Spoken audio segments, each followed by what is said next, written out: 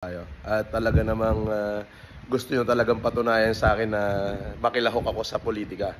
Well, anyway, hindi ako lalahok. Unless nag 15 million followers yan before the filing of candidacy. However, naipahayag ko na ho na talagang ayoko na ho eh.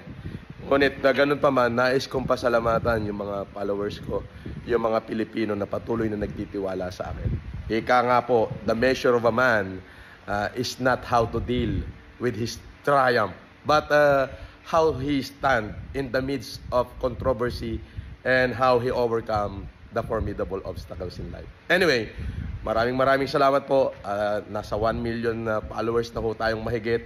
At hoping talaga na maabot po natin yung 15 million followers before September.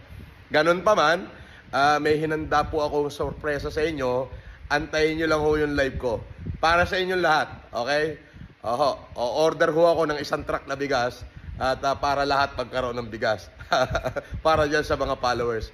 Maraming salamat ho. Magandang araw at mabuhay kayong lahat. Alright? So, alam nyo na, share nyo na to para doon sa malalapit, pwede nang pumick up ng bigas sa bahay at para doon sa malalayo, ay ipadadala ho natin.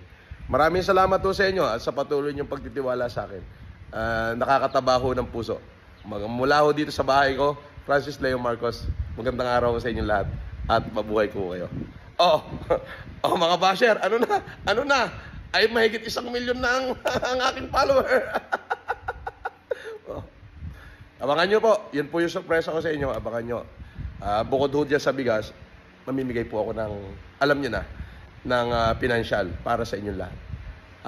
Nang magpa-follow at mag-share dito sa live ko. Sa post ko na to. Maraming salamat po at magandang araw sa inyong lahat. Ulitin ko nga pala, wag ho kayong nagpapaniwala dyan sa mga tatawag sa inyo na nagsasabing ako daw sila ay tangihingi ho ng GCash ay hindi ho totoo yun. At ako po ay alam niyo naman kapag nagbigay tinatawagan ko po sa messenger ni Lemor Creation at hindi ho ako tumatawag sa mga number. Mag-iingat po kayo sa scammer. Kayo namang mga scammer kayo ay nako wag kayo papahuli.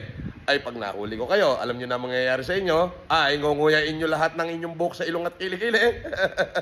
Magandang araw ho.